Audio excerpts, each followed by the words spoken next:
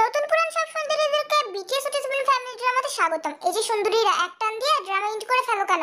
টানাটানি না করে পুরো ভিডিওটা দেখো। আর হ্যাঁ সুন্দরীরা, এই ভিডিওটা শুধুমাত্র বিনোদনের জন্য বানানো হয়েছে, সো বিনোদনকে বিনোদন হিসেবে নিবে। ধন্যবাদ এতক্ষণ ধরে আমার বকবক শোনার জন্য।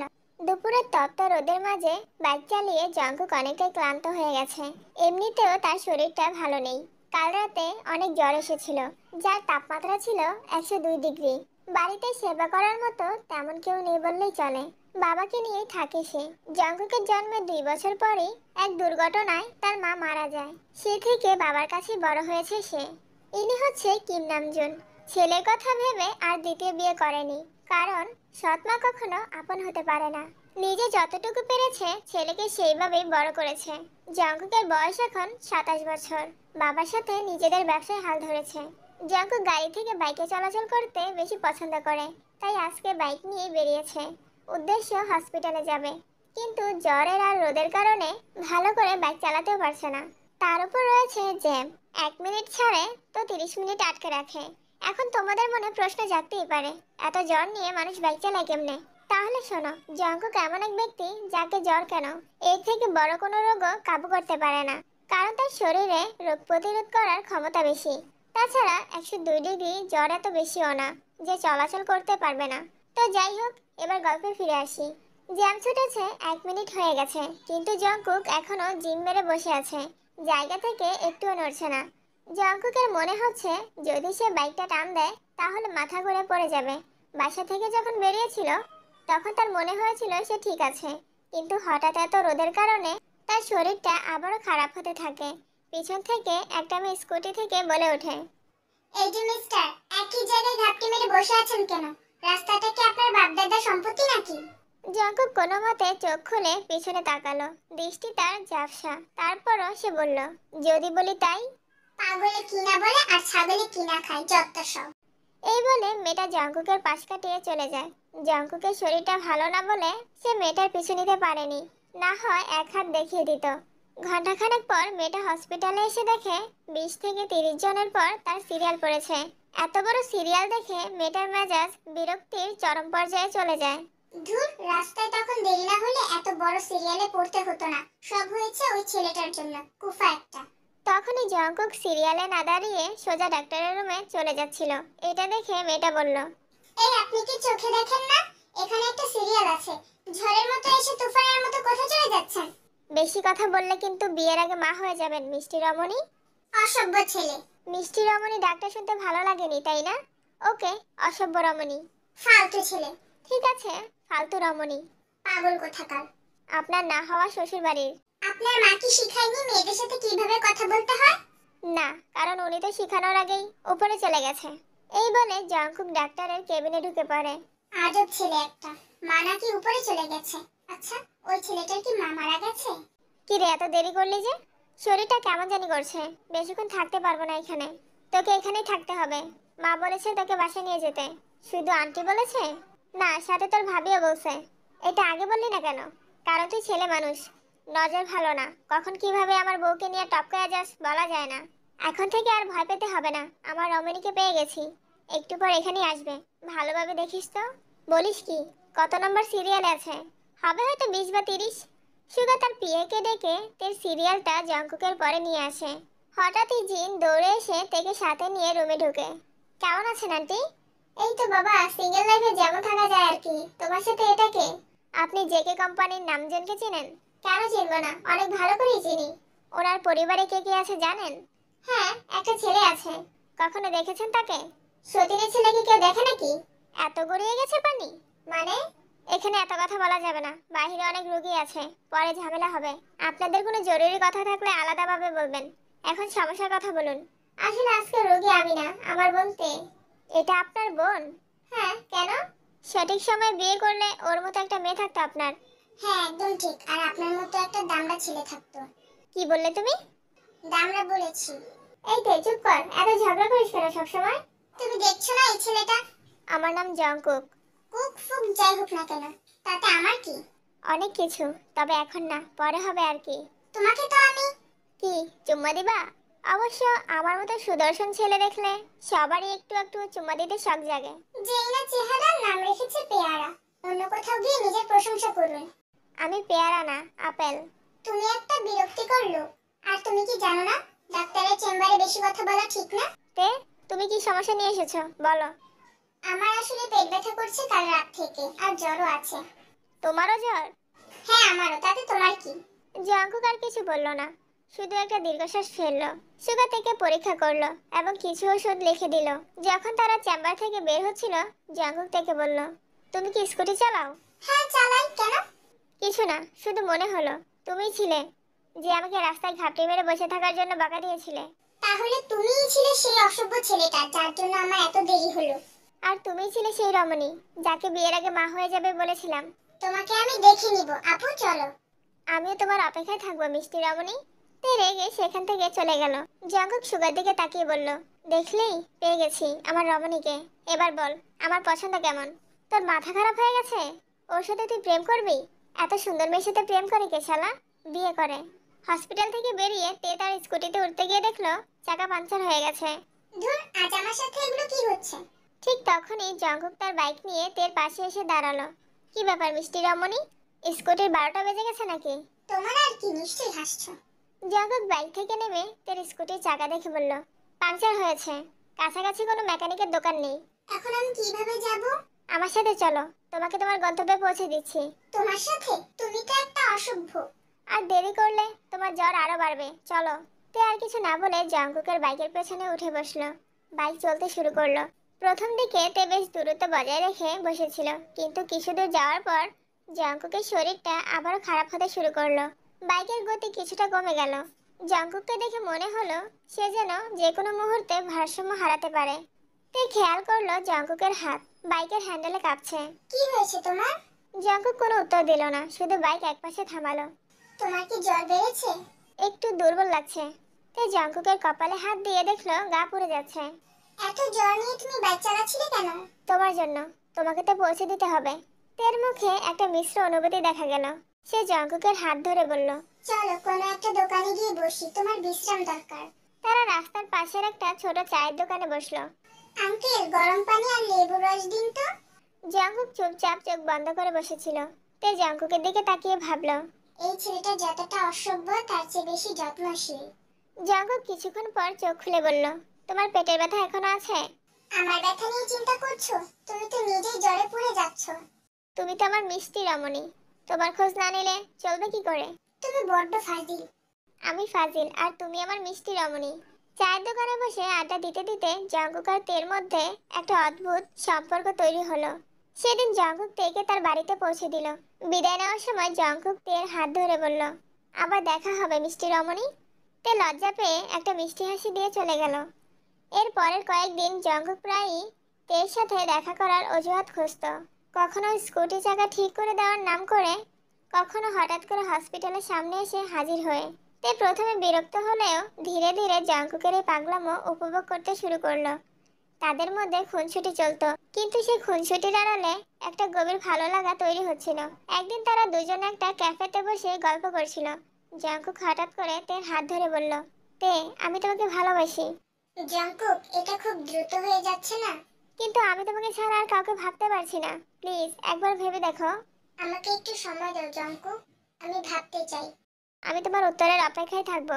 কয়েকদিন পর জাঙ্কুক সুগার সাথে কথা বলছিল। তুই একটা কথা জানিস না জাঙ্কুক, তের বোন জিন, সে তোর বাবাকে পছন্দ করে। জাঙ্কুক অবাক হয়ে সুগার দিকে তাকিয়ে বলল, আমার বাবাকে? জিন আন্টি? হ্যাঁ, অনেক আগে থেকেই। কিন্তু তোর বাবা তো পাত্তাই দেয় না, তাই জিন আন্টি আজও বলতে পারেনি। জাঙ্কুক সাথে সাথেই জিনকে ফোন করলো। আন্টি কেমন আছেন? এই তো বাবা, ভালো আছি। তোমার কি খবর?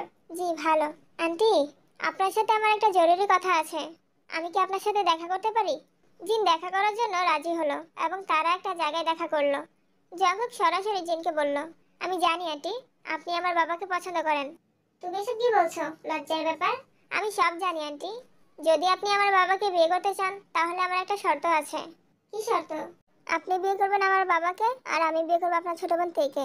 এটা কেমন কথা জাঙ্কুক? তোমার বাবাকে আমি বিয়ে করলে তখন তো সম্পর্কে আমি তোমার মা হয়ে যাব আর আমার বোন তোমার খালা। এটা তো কোনোভাবেই সম্ভব না। কোনটা সম্ভব আর কোনটা অসম্ভব সেটা আমি দেখে নেব। নিজের স্বপ্ন পূরণ করতে চাইলে মন আর বোন দুইটাকেই বোঝান, কারণ সুযোগ বারবার আসে না। তারপরও সমাজের মানুষ কি বলবে?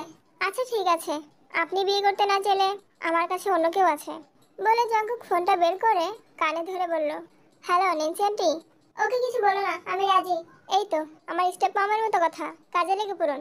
এরপর জিন তেকে বোঝানোর চেষ্টা করে জঙ্কুক কত ভালো ছেলে আর তাদের একসাথে জীবন কত সুন্দর হতে পারে। তে সব কথা শুনে বলল, সরি আপু, আমি ওকে বিয়ে করতে পারবো না। কেন রাজি হচ্ছিস না? আমি জঙ্কুককে পছন্দ করি, এটা সত্যি, কিন্তু তাকে বিয়ে করার কথা আমি ভাবিনি। তার অস্বীকৃতিতে জঙ্কুক দমে গেলেও হাল ছাড়লো না। জঙ্কুক তার বাবা নামজনের কাছে গেল। কি হয়েছে বাবা? আপনি বিয়ে করুন। কি বলছো বেয়াদব ছেলে? আপনার বউয়ের প্রয়োজন না হতে পারে, কিন্তু আমার মায়ের দরকার আছে। এক থাপ্পড় মেরে সবগুলো দাঁত ফেলে দিব, অসভ্য ছেলে। বের হয়ে যাও আমার কেবিন থেকে। যদি আপনি বিয়ে না করেন তাহলে আমাকে আর খুঁজে পাবেন না, আমিও আমার মায়ের কাছে চলে যাব, কথাটা মনে রাখবেন। কথাটা বলে জঙ্কুক চলে যায়। জঙ্কুক কি বোঝাতে চেয়েছে সেটা নামজেন খুব ভালো করে বুঝতে পেরেছে। নামজেন ছেলেকে অনেক ভালোবাসে, যার কারণে দ্বিতীয় বিয়ে করেনি। যে ছেলের জন্য একা একা কাটিয়েছে এতগুলো বছর, এখন সে ছেলে যদি তার থেকে দূরে চলে যায় তাহলে সে কি নিয়ে বাঁচবে। এর জন্য জঙ্কুকের কথায় নামজেন বিয়ে করতে রাজি হয়। আন্টি, বাবা আপনাকে বিয়ে করতে রাজি হয়েছে, এখন আপনি নিজের কাজ করুন, কিভাবে বিয়ে করবো বুদ্ধি দিন। তাহলে শোনো, তুমি তের জন্য পাগলামি করা ছেড়ে দাও। এরপর ডট ডট ডট পরের কয়েকদিন জঙ্কুক থেকে জ্বালাতন করা ছেড়ে দিল। তে কিছুটা স্বস্তি পেলেও ধীরে ধীরে জঙ্কুকের অনুপস্থিতি তাকে পীড়া দিতে লাগলো। জঙ্কুকের দুষ্টুমি, তার মনোযোগ আকর্ষণ করার চেষ্টা, এমনকি তার অসভ্য কথাগুলো যেন তার জীবনের একটা অংশ হয়ে গিয়েছিল। একদিন তে একা বসেছিল আর তার মনে পড়ছিল জঙ্কুকের বলা প্রতিটা কথা। সে বুঝতে পারলো জঙ্কুককে সে যতটা অপছন্দ করে তার থেকেও বেশি ভালোবাসে। সে জঙ্কুককে মিস করছিল। ঠিক তখনই জঙ্কুক তের কাছে একটি সুন্দর ফুল আর একটি চিঠি পাঠালো।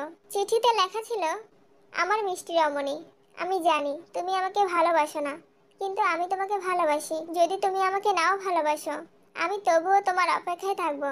আমি জানি একদিন তুমি আমাকে ভালোবাসবে যেমন আমি তোমাকে ভালোবাসি। শুধু একবার সুযোগ দাও। ইতি তোমার জঙ্কুক। চিঠিটা পড়ে তে বুঝতে পারলো জঙ্কুক তাকে সত্যিকারের ভালোবাসে। তের মন নরম হলেও তার ভেতরে জেদ তখনও ছিল। জঙ্কুকের ভালোবাসার গভীরতা তাকে ছুঁয়ে গেলেও সে সহজে হার মানতে রাজি ছিল না। তার কাছে মনে হলো এতদিন যে স্বাধীন চেতা মনোভাব নিয়ে সে বড় হয়েছে সেটাকে বিয়ের জন্য এত সহজে বিসর্জন দেওয়া ঠিক হবে না। তার আত্মসম্মান তাকে বারবার বাধা দিচ্ছিল। সে দীর্ঘশ্বাস ফেলে ফুল আর চিঠিটা একপাশে রেখে দিল। পরের দিন জঙ্কুক তের সাথে দেখা করতে আসলো। তে তাকে দেখে কিছুটা অবাক হলো। জঙ্কুক শান্তভাবে তের দিকে তাকিয়ে বলল, আমার চিঠির উত্তর কি? আমি এখনো প্রস্তুত নই জঙ্কুক, তুমি আমাকে সময় দাও। ঠিক আছে মিষ্টি রমণী, কিন্তু মনে রাখবে আমি তোমাকে ছাড়া আর কাউকে ভাবছি না। জঙ্কুক সেখান থেকে চলে গেল। তে তার চলে যাওয়ার পথের দিকে তাকিয়ে রইল। নামজন ছেলের চাপে জিনকে বিয়ে করতে রাজি হয়। জিনের আনন্দের সীমা ছিল না। অবশেষে তার বহুদিনের স্বপ্ন পূরণ হলো। তে জিনের সাথে কাল রাতে জঙ্কুকের বাড়িতে আসে। সকালে নামজন নাস্তা করে অফিসে চলে গেছে। বাসায় শুধু জিন, তে আর জঙ্কুক। জঙ্কুক, একটা কথা বলবো? কি কথা মিষ্টি রমণী? তুমি এখন আমার ভাগ্নে হও। মানে? মানেটা পরিষ্কার, জিন আপু এখন তোমার মা আর তিনি আমার বোন, তার মানে তুমি তো আমার ভাগ্নে হও, তাই না? জঙ্কুকের মুখটা ফ্যাকাশে হয়ে গেল। সে এমন একটা যুক্তির জন্য একদমই প্রস্তুত ছিল না। আমাদের সম্পর্কটা এখন আর আগের মতো নেই জঙ্কুক, আমাদের বিয়ে করা সম্ভব নয়। সমাজ কি বলবে? খালা ভাগ্নের সম্পর্কে কি প্রেম বা বিয়ের জন্য মানায়? এসব কি বলছো তে? তুমি কি মজা করছো? মজা করছি না, আমি ভেবে দেখেছি এটা সম্ভব নয়। তুমি আমার ভাগ্নে, তোমার সাথে আমার সম্পর্ক মানায় না। তের কথায় জঙ্কুক একেবারে ভেঙে পড়ল। যে ভালোবাসার জন্য সে এতদূর এসেছিল সেটা এখন এমন এক অদ্ভুত সামাজিক জটিলতায় আটকে গেল। জঙ্কুক হতাশ হয়ে তের দিকে তাকিয়ে বলল, তুমি এমন কথা বলতে পারলে তে? আমার ভালোবাসার কি কোনো মূল্য নেই? মূল্য আছে জঙ্কুক, কিন্তু কিছু সম্পর্ক আছে যা সামাজিক দৃষ্টিকোণ থেকে মেনে নেওয়া কঠিন। জঙ্কুক আর কোনো কথা না বলে রাগে দুঃখে সেখান থেকে উঠে চলে গেছে। তুই এসব কি বলছিস তে? জঙ্কুক তোকে অনেক ভালোবাসে। সমাজ হয়তো প্রথম প্রথম কথা বলবে, কিন্তু ভালোবাসা যদি সত্যি হয় তাহলে সব বাধা পেরিয়ে তোর এক হতে পারবি। তে তবুও কোনো উত্তর দিল না। জিন জঙ্কুকের কাছে গেল। সে দেখলো জঙ্কুক নিজের ঘরে চুপচাপ বসে আছে, চোখগুলো লাল। মন খারাপ করিস না জঙ্কুক, সবকিছু ঠিক হয়ে যাবে। তুমি এসেছো ভালোই হয়েছে। আমার বাবাকে এখনই ডিভোর্স দাও। ওমা, এগুলা কয় কি? কত বছরের স্বপ্ন পূরণ হয়েছে আমার, তুমি জানো সেটা? জানি না, জানতেও চাই না। তোমার জন্য আমার তে সম্পর্কে খালা হয়ে গেছে। আগে যাই ভালোবাসতো এখন সেটাও বাসে না, শুধু তোমার জন্য। কে তাকে ভালোবাসে জঙ্কুক? ও শুধু একটু জেদি। আর পরিস্থিতিটা ওর কাছে নতুন লাগছে। ও আমাকে ভালোবাসলে এমন কথা বলতে পারতো না স্টেপ মম। তুই ওর জন্য আরেকটু চেষ্টা কর আর ওকে সময় দে। আমি জানি ও তোর কাছে ফিরে আসবে। জিন রুম থেকে বেরিয়ে গেছে। জঙ্কুক কিছুক্ষণ চুপ করে বসে রইল। তে হয়তো সত্যি তাকে ভালোবাসে, শুধু পরিস্থিতিটা মেনে নিতে পারছে না। জঙ্কুক ভাবলো হাল ছেড়ে দিলে চলবে না, সে তাকে বোঝাবে ভালোবাসার কাছে সমাজের কোনো বাধাই টিকতে পারে না। এদিকে তে নিজের রুমে এসে দরজা বন্ধ করে দিল। জঙ্কুকে কষ্ট দিয়ে তার নিজেরও ভালো লাগছে না। বুকের ভেতরটা চিনচিন করছে, কিন্তু সমাজের লোক কি বলবে এই চিন্তাটা তাকে কুরে কুরে খাচ্ছে। খালা বাগনার সম্পর্কটা সে কিছুতেই স্বাভাবিকভাবে মেনে নিতে পারছিল না। তার মনে হলো এতে জঙ্কুকের সম্মানও ক্ষুণ্ণ হবে। পরদিন সকালে জিন কাজ করার জন্য রান্নাঘরে আসে। কিছুক্ষণ পর তে নিচে আসতে দেখলো তার চোখ মুখ ফুলে আছে। তুই এভাবে নিজেকে আর জঙ্কুককে কেন কষ্ট দিচ্ছিস তে? ভালোবাসা কি এত ঠুনকো যে একটা সম্পর্কের অজুহাতে তাকে অস্বীকার করবি? জঙ্কুক তোকে কতটা ভালোবাসে সেটা তুই জানিস না? জানি আপু, কিন্তু কোনো কিন্তু নয় তে। নিজের মনের কথা শোন, অন্য কিছু নিয়ে ভাবিস না। আর তুই যে সম্পর্কের জন্য জঙ্কুককে দূরে সরিয়ে দিচ্ছিস সেটা কিন্তু কোনো রক্তের সম্পর্ক না। এদিকে জঙ্কুক মনে মনে ভাবলো তেকে সরাসরি বোঝানো কঠিন হবে, তার জন্য চাই নতুন কৌশল। তে নাস্তা করছিল, তখনই জঙ্কুক তার পাশে এসে বসে বলল, কি ব্যাপার খালামণি, আজ সকালে নাস্তা কেমন লাগছে? কি বললে তুমি? খালামণি বললাম। অনেক ভেবে দেখলাম শুধু খালা ডাকলে নিরামিষের মতো লাগবে, তাই সাথে মনোযোগ করেছি। যদি তোমার ভালো না লাগে তাহলে শুধু খালাই ডাকবো। তাও তুমি রাগ করো না খালা। ফাজিল ছেলে, তুমি আমাকে খালা বলে ডাকছো কেন? বারে, তুমি তো কালকে বললে এখন থেকে তুমি আমার খালা আর আমি তোমার ভাগ্নে। তবে যাই হোক না কেন, ভালোভাবে ভেবে দেখলে উপকারই হয়েছে। রোমান্সের সময় ড্যাডি ডাকতে সুবিধা হবে। অসভ্য, কি বলছো তুমি? আরে বাবা, সত্যি কথাই তো বলছি। তুমি তো কাল বললে এখন নাকি আমাদের সম্পর্ক বদলে গেছে। আর খালা যদি এত সুন্দর হয় তাহলে কি আর নিজেকে অসভ্য হওয়া থেকে আটকানো যায়? খবরদার জঙ্কুক, তুমি আমাকে খালা বলে ডাকবে না আর এমন অসভ্য কথা বলবে না। কেন, খালা ডাকলে কি তোমার লজ্জা লাগে নাকি মিষ্টি রমণী ডাকতে বেশি ভালো লাগে? জিন মনে মনে বলল, জঙ্কুক তাহলে নতুন খেলা শুরু করেছে। যাক, আমার জন্য সুবিধাই হলো। বুইরা নামকে আর ডিভোর্স দেওয়া লাগবে না। জঙ্কুক থেকে শুধু বাড়িতে নয় বাইরেও জ্বালাতন শুরু করলো। একদিন তে তার বান্ধবীর সাথে একটা ক্যাফে বসে গল্প করছিল। জঙ্কুক হঠাৎ করে ক্যাফেতে ঢুকে তের টেবিলের কাছে এসে দাঁড়িয়ে বলল, আরে খালা, কেমন আছো? সারাদিন আমাকে দেখতে না পেয়ে মন খারাপ হয়েছিল নাকি? জঙ্কুক, তুমি এখানে কি করছো আর কি বলছো এসব? আমি তো আমার সুন্দরী খালার খোঁজ খবর নিচ্ছি। তোদের সম্পর্কটা আসলে কি? ও কি তোর? আমি ওর ভাগ্নে। তো খালা, আজকে আমরা একসাথে লাঞ্চ করব নাকি তুমি তোমার বান্ধবীকে নিয়ে ডেট করছো? জঙ্কুক, তুমি এক্ষুনি এখান থেকে যাও, ফাজিল কোথাকার। ঠিক আছে খালা, আমি যাচ্ছি। আর হ্যাঁ মিষ্টি রমণী, পরে কিন্তু ফোন দেব। এই বলে জঙ্কুক হাসতে হাসতে ক্যাফে থেকে বেরিয়ে গেল। কি রে, তোর ভাগ্নে তো খুব মজার, তোকে কি সুন্দর করে মিষ্টি রমণী ডাকছে। ওর মাথা খারাপ হয়ে গেছে, ওর সাথে আমার কোনো সম্পর্ক নেই। এমন করেই জঙ্কুক তেকে জ্বালাতে শুরু করে। তে নিজের বাড়িতে যেতে চাইলে জিন তাকে নানান বাহানা দিয়ে রেখে দেয়। একদিন বিকেলে তে বাজার থেকে ফিরছিল, হঠাৎ বৃষ্টি শুরু হলো। তে রিক্সার জন্য অপেক্ষা করছিল। এমন সময় জঙ্কুক বাইক নিয়ে হাজির হলো। কি ব্যাপার খালা, রিক্সার জন্য অপেক্ষা করছো নাকি? আমার বাইকে উঠে বসো, বাড়িতে নামিয়ে দেবো। তোমার বাইকে আমি যাব না, আর শোনো, আমাকে খালা ডাকবে না। যদি খালা না ডেকে মিষ্টি রমণী বলে ডাকি তাহলে কি আমার সাথে যেতে রাজি হবে? আমি কোথাও যাব না তোমার সাথে। ঠিক আছে, বাইকে না হলে রিক্সা চলো। তে আর কিছু বললো না। জঙ্কুক একটা রিক্সা ডেকে তেকে উঠতে বলল। তে আর উপায় না দেখে রিক্সায় উঠলো। জঙ্কুকও একপাশে এসে বসলো। রিক্সায় বসে তে যখন বাইরের দিকে তাকিয়েছিল, জঙ্কুক তার হাত ধরলো। কি করছো তুমি? মাঝে মাঝে মনে হয় পৃথিবীর একমাত্র ভাগ্যবান মানুষ আমি, যে কিনা তোমার মতো একটা সুন্দরী খালার ভাগ্নে হতে পেরেছি। তে জঙ্কুকের হাত থেকে নিজের হাতটা ছাড়িয়ে নিতে চেষ্টা করলো, কিন্তু জঙ্কুক শক্ত করে ধরে রাখলো। আচ্ছা খালা, তুমি এত সুন্দর কেন? আমি যখন তোমার দিকে তাকাই তখন আমার মনে হয় যেন আমি একটা পরীকে দেখছি। জঙ্কুক, তুমি এসব কি বলছো? রিকশাওয়ালা শুনছে তো। শুনুক, ভালোবাসার কথা তো সবারই শোনা উচিত। তুমি আমাকে কেন এত কষ্ট দিচ্ছ? জঙ্কুক, তুমি কি থামবে না? আমি ততক্ষণ থামবো না যতক্ষণ না তুমি আমাকে বিয়ে করতে রাজি হও। এইসব ছোট ছোট দুষ্টুমি আর জোর করে ভালোবাসার প্রকাশ তের মনে এক নতুন দোলাচল তৈরি করছিল। সে বুঝতে পারে জঙ্কুকের এই পাগলামো তাকে আরো দুর্বল করে দিচ্ছে। দিনের বেলা সবার সামনে তে জঙ্কুককে ভাগ্নে বলে শাসাতো, আর জঙ্কুক তাকে খালা বলে জ্বালিয়ে মারতো। কিন্তু রাত গভীর হলেই তাদের ভালোবাসার অন্যরূপ বেরিয়ে আসতো। রাতে সবাই ঘুমিয়ে পড়ার পর জঙ্কুক তার দরজার কাছে এসে একটা ছোট পাথর ছুঁড়ে মারলো। তে আগে থেকেই জানতো এটা জঙ্কুকের সংকেত। তে নিঃশব্দে দরজা খুলে বাইরে বেরিয়ে এলো। কি ব্যাপার মিষ্টি রমণী, ঘুম আসছিল না বুঝি? এই ফাজিল, তুমি এখানে কি করছো? কে দেখে ফেললে কি হবে? তোমাকে বিয়ে করতে সুবিধা হবে খালা। তুমি আমায় আর খালা বলবে না। ঠিক আছে, বলবো না। জঙ্কুক তার হাত ধরে বাড়ির পেছনের বাগানে নিয়ে গেল। চাঁদের আলোয় বাগানটা কেমন যেন রহস্যময় লাগছিল। তারা পাশাপাশি বসে, কিন্তু কেউ কোনো কথা বলছিল না। শুধু একে অপরের স্পর্শ আর উপস্থিতি উপভোগ করছিল। জঙ্কুক তের দিকে তাকিয়ে বলল, জানো তে, তুমি যখন রাগো তখন তোমাকে আরো সুন্দর লাগে। ফাজিল কোথাকার। তোমার বড় বোনের শ্বশুর বাড়ির, এটাও জানো না? তে মৃদু হেসে জঙ্কুকের কাঁধে মাথা রাখলো। জঙ্কুক থেকে আলতো করে জড়িয়ে ধরলো। তারা কিছুক্ষণ এভাবেই বসে রইল। নীরবতা তাদের ভালোবাসাকে আরো গভীর করে তুলল। এই ডাক্তার, তোমার কি চা লাগবে না কফি, নাকি শুধু মুখটা ধুয়েই হাসপাতালে দৌড়াবে? সকাল সকাল এত চিৎকার করছো কেন? তোমার মতো অলস মানুষকে সকালে তুলে কাজে পাঠাতে হলে চিৎকার তো করতেই হবে। বলো, চা নাকি কফি? যে কোনো একটা দিলেই হলো। আমার তো কোনোদিন তোমার হাতে বানানো চা বা কফির স্বাদ ভালো লাগে না। কি বললি শয়তান বিলাই? স্বাদ ভালো লাগে না? তাহলে দিলিস কেন? বাধ্য হয়ে। হ্যাঁ, তুই তো মহা বাধ্য। তোর জন্য আমি সকাল সকাল কষ্ট করি, আর তুই কি না এত বাজে কথা বলিস আমাকে। ঠিক আছে, দাও। যা দেবে তাই খাবো। ঝগড়া করতে হবে না।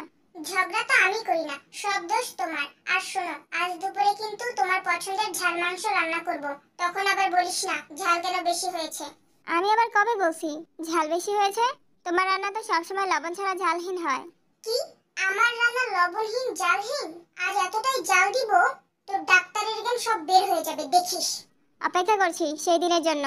একদিন জঙ্কুক ইচ্ছে করে বৃষ্টিতে ভিজে জ্বর বাঁধিয়ে তের কাছ থেকে কিছু একটা আনার জন্য তার রুমের সামনে যায়। তে দরজা খুলতেই জঙ্কুক তের সামনে মাথা ঘুরে পড়ে যায়। জিনার নামজুন সারাদিনই অফিসে থাকে, বাড়িতে তেমন কেউ থাকে না। তে জঙ্কুককে তুলে রুমে নিয়ে গেল। জঙ্কুকের মাথায় জলপট্টি দিল। জঙ্কুক চুপচাপ তের সেবা নিতে লাগলো। তে বুঝতে পারে জঙ্কুকের জ্বর আসাটা হয়তো একটা অজুহাত মাত্র, যাতে সে তের কাছাকাছি আসতে পারে। পরদিন জঙ্কুক সুস্থ হয়ে উঠল। সকালে নাস্তার টেবিলে তের দিকে তাকিয়ে বলল, জানো খালা, তুমি আমার সেবা করেছো বলে আমার জ্বর ভালো হয়ে গেছে। তুমি আবার শুরু করলে? কতবার বলেছি আমাকে খারাপ বলবে না। খালাকে খালা বলবো না তো কি বলবো, বউ? তোরা দুজন আর কত ঝগড়া করবি? জঙ্কুক, তে যখন মানা করছে তখন ওকে খালা বলে ডাকিস না। ঠিক আছে স্টেপ মম, আমি খালা ডাকবো না। তোমার বোনকে বলো মিষ্টি রমণী বলে ডাকতে দিবে কিনা। পাগল ছেলে একটা। তে জঙ্কুকের এই দুষ্টুমি আর মিষ্টি কথায় তের জেদ প্রতিদিনই একটু একটু করে গলে যাচ্ছিল। কয়েকদিন পর তে তার ঘরে বসেছিল। হঠাৎ দরজার নিচ দিয়ে একটা কাগজের টুকরো আসলো। তে কাগজটি হাতে নিয়ে দেখলো জঙ্কুকের হাতের লেখা। চিঠিতে লেখা ছিল, আমার মিষ্টি রমণী, তুমি হয়তো ভাবছো আমাদের সম্পর্কটা এখন অদ্ভুত হয়ে গেছে, কিন্তু আমি তোমাকে ভালোবাসতে শুরু করেছিলাম যখন তুমি আমার খালা ছিলে না। আমার ভালোবাসা কোনো সম্পর্ক দিয়ে বাঁধা নয়। জানো তে, আমি তোমার না শুনতে শুনতে ক্লান্ত হয়ে গেছি। আমি জানি তুমি আমাকে ভালোবাসো, শুধু জেদের কারণে বলতে পারছো না। তুমি যদি সত্যিই আমাকে না ভালোবাসো তাহলে আমি তোমার পথ থেকে সরে যাব। কিন্তু তার আগে শুধু একবার মুখ ফুটে বলো তুমি আমাকে ভালোবাসো না। আমি তোমার মুখ থেকে শুনতে চাই, তোমার উত্তরের অপেক্ষায় থাকবো। এটাই তোমার ফাজিল জঙ্কুক। চিঠিটা পড়ে তে বুঝতে পারলো জঙ্কুক তাকে সত্যিই ভালোবাসে। তার জেদ আর অহংকার যেন এই ভালোবাসার কাছে হার মানতে শুরু করেছে। সে নিজেকে আর আটকাতে পারলো না। দ্রুত রুম থেকে বের হয়ে জঙ্কুকের রুমে গেল। জঙ্কুক জানালার ধারে দাঁড়িয়ে ছিল। তে গিয়ে তাকে পিছন থেকে জড়িয়ে ধরে বলল, অসভ্য ছেলে, তুমি আমাকে ভয় দেখাচ্ছ? তাহলে কি তুমি আমাকে ভালোবাসো? কিন্তু সমাজ কি বলবে? খালা আর ভাগ্নের সম্পর্ক। সমাজ যা খুশি বলুক, ভালোবাসা কোনো সম্পর্ক মানে না।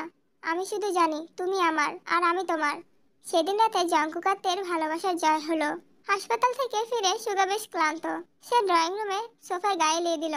জিমিন তখন টিভিতে সিরিয়াল দেখছিল। সুগাকে দেখেও সে কোনো কথা বলল না। আজকে আমার সারাদিনটা কি যে খারাপ কেটেছে। হাসপাতালে এত চাপ, মাথাটা ধরে আছে। শুনছো জিমিন, আমি কিছু বলছি তো। এই শয়তান বিলাই, তোর কি হয়েছে? এসেছিস, এখন আরাম কর। তোমার মুখটা এমন কালো করে রেখেছো কেন? আমার উপর কি রেগে আছো? আমি কেন রেগে থাকবো? তোমার তো কোনো কিছু নিয়ে চিন্তা নেই। আমি সারাদিন খেটে মরছি সংসার আর তোমার জন্য। আর আমি মনে হয় ঘরে বসে বসে হাওয়া খাচ্ছি, সারাদিন তোর অপেক্ষা করি, আর তোর কোনো হুঁশ নেই। সারাদিন কাজ করে এসেছি, একটু বিশ্রাম নিতে দেবে তো?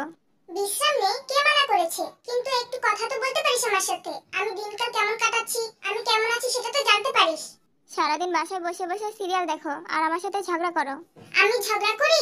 তুই তো আমার সাথে ঝগড়া শুরু করিস। আমার মনে হয় তুই হাসপাতালে গিয়ে কোনো রোগীর সাথে প্রেম করছিস, আর সেই রোগীটা হচ্ছে কোনো একটা মেয়ে। তাই এখন আমাকে বিরক্ত লাগে তোর কাছে। আমার কি মাথা খারাপ হয়েছে? তোমার মতো ঝগড়াটে বউকে রেখে অন্য কারোর সাথে প্রেম করতে যাব? সমাজ, পরিবার বা সম্পর্কের জটিলতা সবকিছুকে দূরে ঠেলে দিয়ে জঙ্কুক আর তে অবশেষে এক হলো। তাদের বিয়ে হলো। তে যখন ধীরে ধীরে রুমে প্রবেশ করলো, জঙ্কুক মুগ্ধ দৃষ্টিতে তাকিয়েছিল। জঙ্কুক আলতো পায়ে তের কাছে গিয়ে তার সামনে হাঁটু গেড়ে বসলো।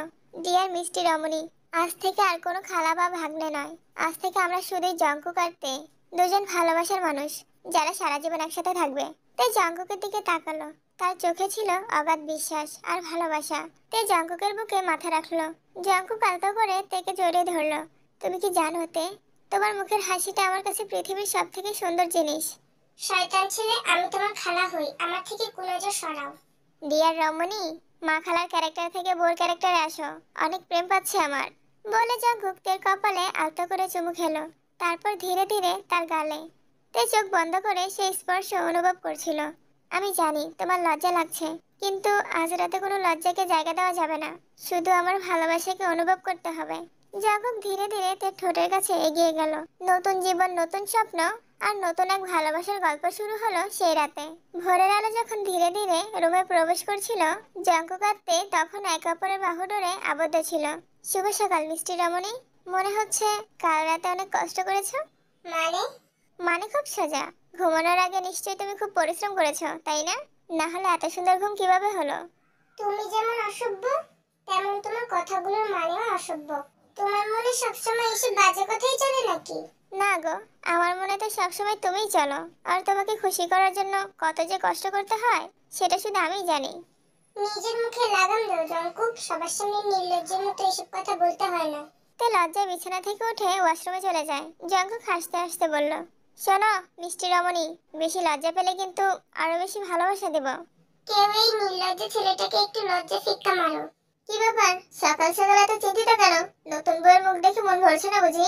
সকাল সকাল আমাকে খোঁচা না দিলে তোমার হয় না, তাই না? কি করবো বলো, আমার তো সকালটা শুরুই হয় তোমাকে খোঁচা দিয়ে। কত কষ্ট করে যে তোমাকে বিয়ে করেছি সেটা শুধু আমিই জানি। তা কি ভাবছিলে, প্রথম বউয়ের কথা মনে পড়ছিল বুঝি? প্লিজ জিনু, এসব কথা বলবে না। তুমি তো মাঝে মাঝে তাকে ভুলে যাও, তাই একটু মনে করে দিলাম। থাক, আর কষ্ট করে মনে করিয়ে দিতে হবে না। আমি এমনিতেই অনেক ভালো আছি। এই বুড়ির সাথে কথা বাড়ালেই আগের পক্ষকে টানবে। এর চেয়ে ভালো চুপ করে থাকি। যেই হোক ভাই আমার, তোকে আমি অনেক মিস করছি। এই বুড়িকে একমাত্র তুই শায়েস্তা করতে পারিস। একদিন বিকালে জঙ্কুক আর তে সুগার কাছে আসে। হঠাৎই চেম্বারের দরজা খুলে হুড়মুড় করে জিমিন ঢুকে প্রশ্ন করলো, এই যে ডাক্তার, তুই কি খাবি না? ঘড়িতে দেখেছিস 5টা বাজে, আর তুই এখনো না খেয়ে বসে আছিস। আরে জিমিন, তুমি এত চেঁচামেচি করছো কেন? আমি এখন চেম্বারে আছি। রোগীকে ফেলে কিভাবে খেতে চলে যাই? রোগীর যখন খিদে পায় তখন কি তোকে একবারও জিজ্ঞাসা করে? ঠিকই তো নিজেরা খেয়ে ফেলে। তুই সারাদিন না খেয়ে বসে থাকলেও তোর রোগীরা তোকে জিজ্ঞাসা করবে না খেয়েছিস কিনা। চল খাবি। আমার খিদে পেলে আমি নিজেই খেয়ে নেব। তুমি এখান থেকে যাও জিমিন।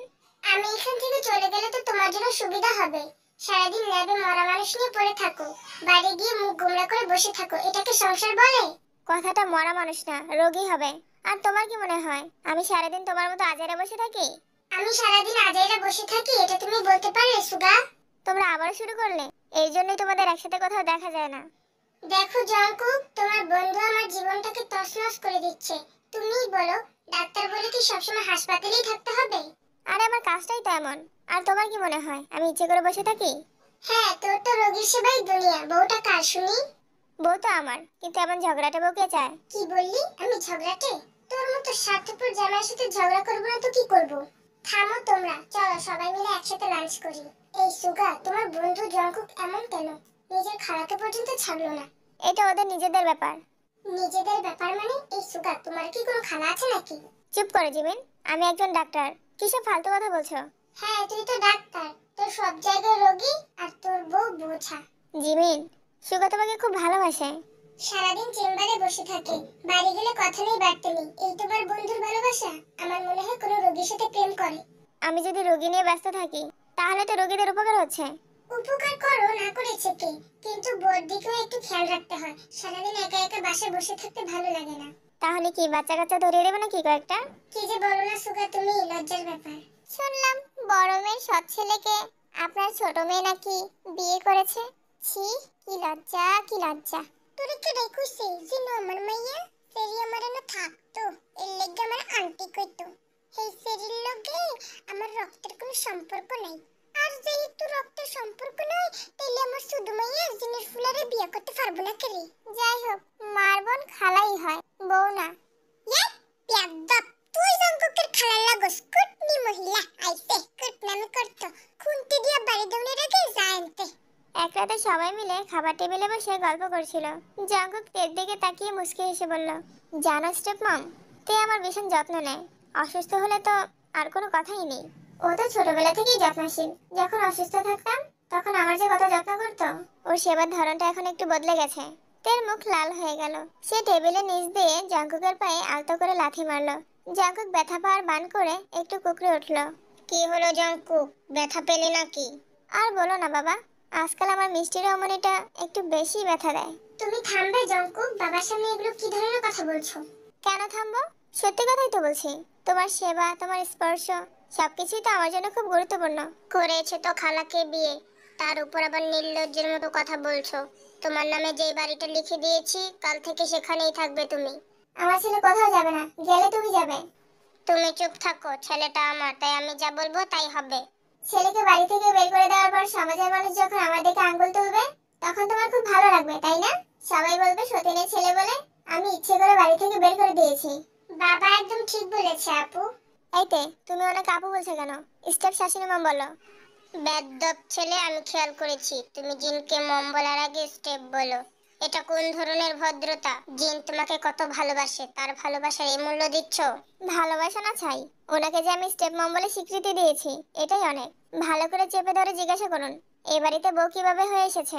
তুমি কি আমাকে খোটা দিয়ে কথা বললে? যদি মনে করেন তাহলে সেটাই। এর জন্যই বলে সতীদের ছেলে কখনো নিজের ছেলে হয় না। ততক্ষণে আমি উপস্থাপনাটা করে ফেলি। চুম্মা, হাই, একটা হাতের লাভ, আরেকটা হাতের লাভ, লাভ ফরএভার, আরেকটা চুম্মা। অন্য পড়ে গেল। কি ভেবেছ আমি চলে গেছি? আমি যাইনি। এই বেলা হয়ে গেছে, তাড়াতাড়ি চলো। ঝিনু আমাকে ডাকছে, আমাকে যেতে হবে। তোমরা তাড়াতাড়ি সাবস্ক্রাইব করে আমাদের পাশে থাকো।